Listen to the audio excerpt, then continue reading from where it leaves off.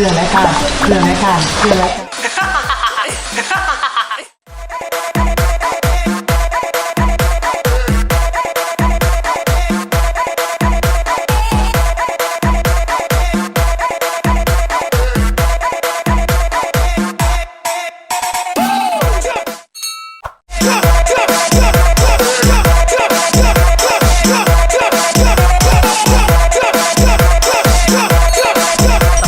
ยินดีต้อนรับเข้าสู่รายการหนีออกบ้านเป็นรายการอันดับต้นๆของประเทศลาวเป็นรายการที่ดังที่สุดและมีคน follow หลายที่สุด เดี๋ยวมื้อนี้เฮามาพากันหนีออกบ้านไปกินข้าวปุ้นแจ่วขิงที่จริงไม่ต้องไปหรอกเฮามาฮอดแล้ว อันนี้เป็นเจ้าของร้านซื้อเอ้ยน้องเปิดมาดูแล้วเลยน้อง25 ปีเปิดมา5 ปีเปิดตั้งแต่ข่าวมาต้นนี้แต่เพิ่นน้อยแม่นบอกน้อยจังไหนสำนี้เลยว่ะน้อยสิแล้วเข้าบรรทุกถ้าน้องเปิดมาโดดละเมนบอกจะโมงหาจะโมงจะปิดจะเปิด8 โมงหา 3 โมงเลยตอนนี้แมนเท้ามาก่อน1 โมงที่จริงเขานัดกันแมนประมาณ10 โมง 11 โมงแต่ว่าเขาพากันมาซะตอนนี้1 โมงมันก็จะบ่ค่อยมีคนแล้วเขาก็จะสะดวกแต่ถ้ามาตอน11 12 โมงคนก็จะลายคนก็จะแน่นเลยทุกคนก็ต้องได้หาโดนฉะนั้นถ้าจะมาแนะนำมาช่วงนี้ถ้าของเขาตั้งที่ใส่น้องบ้านท่าเรือหอมหาบ้านเดียวหอมหาโอเคมีเบอร์โทรอยู่แมนบอก5208152ติดต่อมาก่อนก็ได้โทรจองไว้ก่อนได้เดี๋ยวเขาขึ้นเบอร์โทรศัพท์ไว้อยู่บนนี้เนาะข้าวปุ้นแจ๊ขิงนี่ก็จะเป็นข้าวปุ้นกับแจวขิงเคที่มีทั้งข้าวปุ้นแจ๊ขิงมันก็คือเป็นข้าวปุ้นกับขิงง่ายๆเลยเข้าใจง่ายๆแบบนี้บางคนบอกว่ามาแล้วบ่กินขิงก็มึงบ่ต้องมาเนาะเพราะว่าข้าวปุ้นแจ๊ขิงส่วนอยู่ในห้างก็จะมีอย่างไรน้องมีปิ้งไก่ลาดปิ้งปลามีลวกจิ้นมีตำบักหุ่งค่อนข้างจะมีครบเลยเดี๋ยวนี้แล้วมีขนมมีข้าวหลามเกี๊ยบหมูอย่างดีลวกซีนกับมีเอาไงแบบมาบ่นี่มีกลิ่นได้ครบได้หมดทุกอย่างตอนนี้เขาก็สร้างปิ้งปลา1ปิ้งไก่1ลวกซีนแล้วก็ข้าวปุ้นสุด1เขียบหมูมะพร้าวสดพร้อมสดแต่มะพร้าวพิธีกรกระสดคือกันสดแล้วก็ยังสดเซลล์ขาย3 ตัว100 3 ตัว 100เดี๋ยวเขาไปเบิ่งหน้าตาของข้าวปุ้นเจ้าขิงดีกว่ากินจังใดบางคนมาแล้วกินบ่เป็นเดี๋ยวมื้อนี้จะมาบอกวิธีให้กินจังไหนกินบ่เป็นเฮาก็กินใส่เลยโมเมนต์แบบปรุงวิธีปรุงวิธีปรุงข้าวปุ้นเจ้าขิงมันคือกันเลยโมเมนต์แบบบางคนมาแล้วปรุงบ่เป็นแล้วก็กินบ่เป็นแล้วก็ว่าเขาเพิ่งแจ็คกินน่ะบ่แซ่บมาเทื่อหน้าก็อยากมากินเดี๋ยวมื้อนี้ค่ะเขาจะเป็นเจ้าของสถานที่เจ้าทินแต่ว่าเจ้าของสถานที่สีธุรกิจเลยเนาะเดี๋ยวจะมาบอกวิธีการปรุงของปุ้นแจ่วขิงว่ามันเป็นแบบใดแล้วมีแบบใดแน่คนมากินเผ็ดบ่มากินเผ็ดจะกินแบบใดปรุงแบบใดใช่เดี๋ยวไปตัวนี้เป็นขั้นตอนของการเฮ็ดข้าวปุ้นตัวนี้มื้อนึงขายประมาณสักโล30 โล30 โลอันนี้คือ30 โลครับโลข้าวปุ้นมึงสิใส่โลอย่างโล3นี่วะกูก็คิดว่าโล3นี่แหละอันนี้เป็นขั้นตอนของการบีบข้าวปุ้นบีบจะลงบีบเลยบีบหน้าก็พอแล้วหน้าพออย่าบีบข้าวปุ้นมึงนะเป็นยังไงวะขั้นเขาบีบบ่เป็นมันก็เป็นเส้นแล้วเป็นบอกยูนี่แมนข้าวปุ้นก็คือบีบสดๆเฮ็ดสดๆเลยมึงเล่นเราแบบทำงานนะบอกจวดไป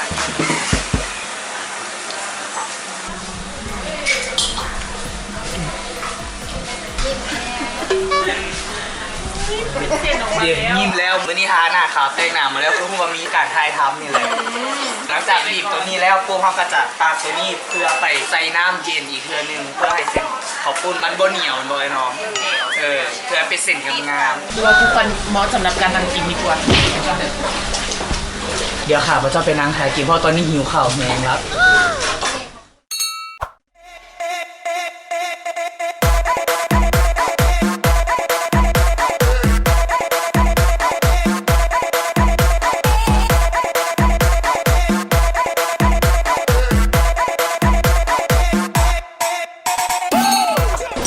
ได้สร้างอาหารมาหมดแล้วเดี๋ยวต่อไปเขาจะบอกวิธีการปรุงสำหรับคนที่มักกินเผ็ดๆก็จะใส่น้ำหน่อยๆใส่น้ำตัวนี้หน่อยๆพอบางคนมาครั้งแรกแล้วกินบ่เป็นใส่น้ำมาเป็นลายคือแบบเฝอคือแกงสินะมันก็จะเสียรสชาติของข้าวปุ้นปรุงก็จะปรุงยากปรุงจังใดก็จะบ่แซ่บ ใส่น้ำหน่อยๆก่อนเคล็ดลับของความเซฟมันจะเสียงคุณบอก ปลาแดงความงามก็คือปลาแดงใครยังมีอิวใส่มีออร่าคือกินอย่างกินเป็นง้อลาย แสดงแบบหน้าบวมทุกมือนี่ยันเนี่ยอีฟคุณคางเคียงของเป็นนัวที่แบบหน้าใส่ทุกมือนี่พอประมาณเนาะใส่ละเดียวคุมสิลน ๆแล้วเขาก็ใส่อย่างนี้ อันนี้เป็นแจวขิงแล้วเขามาผสมกับน้ำแบบนี้เขาลองก่อนบวงหนึ่งก่อน ส่วนน้ำก็ใส่แบบนี้แหละใส่หน่อยเดียวเพราะต้องใส่ลายปรุงหารสชาติที่เขาหมักก่อน ฟ้าซิมก่อนนะซิมก่อนมันคือจืดแหละ แต่ยังไม่ได้ใส่ปลาแดงอันนี้ไม่เคล็ดลับความงาม แซ่บเป็นนัว ปลาแดกแห้งมาแห้งหมิ่นเพราะใดแห้งแซ่บสำหรับคนที่บ่กินปลาแดกพลาด บนไผ่บุกินดีกว่า จะมีใครเก่งของคุณแจ็คคิงใส่น้ำตาลคือว่าเสียรสชาติที่สุดใส่น้ำตาลเข้าไปไผ่มากหวานก็ใส่ไปโลดแต่ขนาดแบบบางคนชีวิตจืดๆอยากได้ความหวานมึงก็เทลงไปทั้งหมดนี่แหละ ใส่อะไรบดเลยล่ะ ใส่แล้วใส่อย่างน้ำปลาต้องหยอดน้ำปลาหน่อย อันนี้แล้วแหละเนาะ เพื่อความกลมกล่อม อ่ะ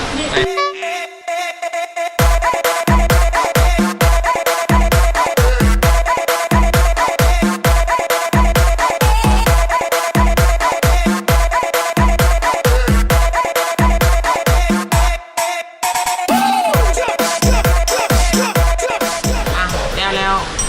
เห็นบอกแล้วแซ่บบอกแล้วแต่คนมากเนาะแล้วแต่เขาว่าจะปรุงแบบใดก็จะประนาตาแบบนี้เห็นบอกอ่ะ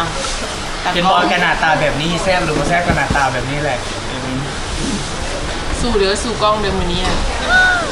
นี่สู่กองบอแต่งรถอยู่หน้าอันแต่งหน้าอยู่รถ แต่งรถอยู่หน้า เอา เอา มุ้ยไผ่ย่างมึงเลยว่าเมื่อกี้นี่นะเจ๊ไก่แซ่บอ่ะ บ่เผ็ดผัดอีกโคนยังไงแบบนี้เลย อุ้ยเดี๋ยวจะลองกินมาทุกอย่างของน้องจะเป็นแบบ เราจะฮู้ต้นกำเนิดของข้าวปุ้นเจียวขิงต้นกำเนิดจากข้าวปุ้นเจียวขิงก็คือมีข้าวปุ้นและกระขิง อ๋อแบบนี้ แบบนี้ง่าย โมเมนกูว่าน่ะมันต้องมีมือไหนมือนึงที่ว่ามันมีข้าวปุ้นอยู่เพื่อนครัวแล้วมันมีขิงแล้วก็เพชรแล้วมันมีอย่างกินก็เลยอาจจะแบบเอามามีจากการที่บอกมันก็เลยเอ้ยมันแซ่บ มัน ที่ มี น่ะ เรื่องราวเรื่องนึงที่ว่าให้ฟังตะกี้นะโดนงานมาแล้วมีพ่อตู้อันนึงกับพี่ตู้อันนึงกินข้าวน้ำไก่ราคาเจ้าหนักเป็นคนมักกินขิงแล้วเราเนี่ยปลูกขิงต่อมาปุ๊บแล้วดูคนขิงขายบ่ออกบ่ฮู้สิจังใดก็เลยเอาขิงนะมามิกซ์แอนด์แมทแล้วก็ใส่ข้าวปุ้นแบบนี้ ก็เลยคือเป็นต้นกำเนิดเป็นบ่มึง ต้น เรื่อง กำ นี้โดนนานมาประมาณประมาณจะปีพันปีมาแล้ว ต้นกำเนิดข่าวพระเจ้าว่าวนี่เลยโมเมนต์ความจริงหรอว่าหยอกไปซื้อ คิดไปเนาะแต่กี้แต่ก่อนนะ ต้องหาเจ้าของห้านอย่าไปหาเจ้าของห้านว่าต้นกำเนิดของต้นเจ้าขิงมาจากไหนส่วนต้นกำเนิดของข่าวพระเจ้ามาจากท้องพ่อน้องแม่เนาะ ตั้งโต๊ะหนังนวล อากินเนาะ มันก็จะเป็นแบบแข็งๆแบบนี้น้ำหน่อยเดียวพอแต่สำหรับคนที่แบบว่ากินปรุงแล้วว่ามันเผ็ดเกินไปก็เติมน้ำได้หน่อยนึงไม่ต้องเติมหลายมันสิบ่แซ่บ แซ่บหลาย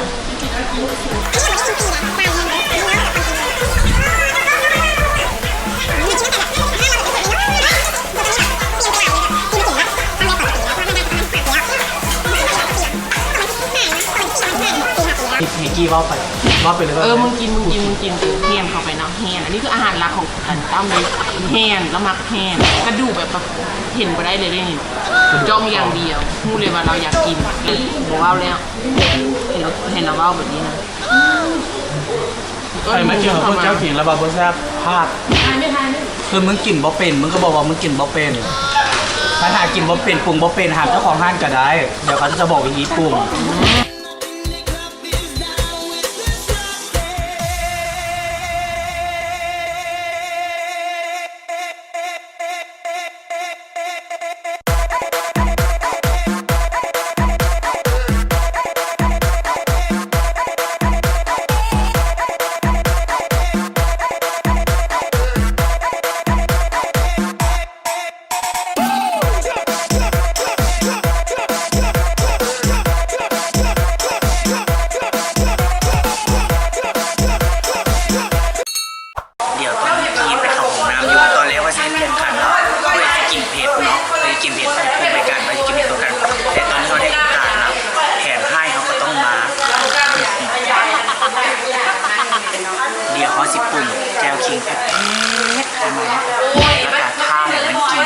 เป็นคนบ่กินเผ็ดหลายพอเขาเป็นคนหักหมูเขาก็ต้องหักหมูเลยอันนี้จะพริกทั้งหมดที่มี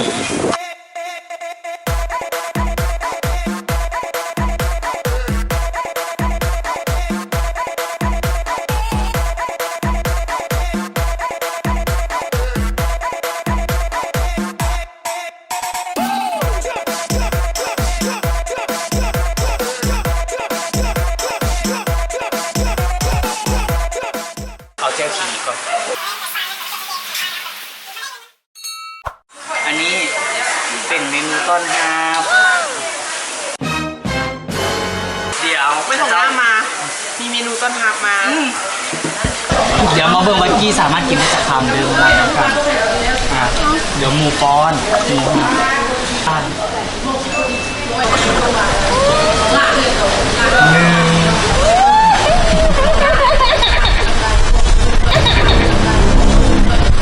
แซ่บมั้ย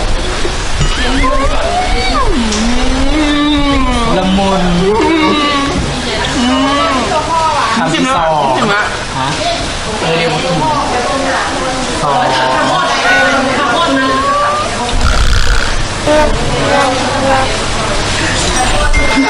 พยายามกี้ยงหมอเลยเด้อ ใส่น้ำกระทะเด้อเมื่อเลยอ่ะ คำที่สามนะครับ มีพอจะ คำ บอก ที่สามคือรายการคือรายการคือรายการคือรายการคือรายการคือรายการคำที่เท่าไหร่ของยานี่คำที่หนึ่งกินคำที่หนึ่งโบเดี๋ยวให้หาคำไปอีตุ่น มึงใส่สองความพร้อมกันเลย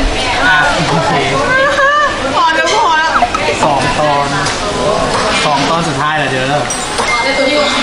เอาขอกำลังใจนะ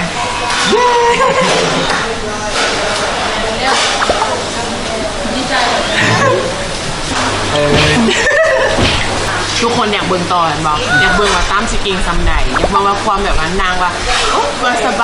ายแบบจำนี่นึง กูบอกตอนไหน เอ้ากูมีเมซักเมสื่อเนาะดินี่เป็นพยาน กูบอกตอนไหน ว้าว เดี๋ยวแป๊บนึงเดี๋ยวมอบรางวัลให้กี้ก่อนเอาให้กูมอบก่อนเนี่ยอันนี้เป็นรางวัลของกี้ผู้ริกิจกรรมยานี่ได้เอ้า เดี๋ยวจะปิดรายการดีกว่าเนาะฝากกดไลค์กดแชร์กด subscribe ในเด้ออย่าลืมบกดจุดตกเด้อหากเป็นผู้ใดเบิ่งแล้วบกดนะกดในเด้อ เอ้าอยู่ฟ้าวเมนโบมันต้องกินเซมึงที่เป็นใจของหักมึงดีเนาะก็พูดว่ามึงหักซำใดแบบจริงใจซำใดเนาะบ่ได้แบบคิดอย่างเลยแบบน้องหักล้วนๆถึงนี้ให้การตอนใจเนาะที่เขาคบกันมาตั้งแสนนานอันเนี้ยบวงนี่แหละมันคือสื่อความหมายว่าเขาจริงใจต่อกันมาเจ๋ง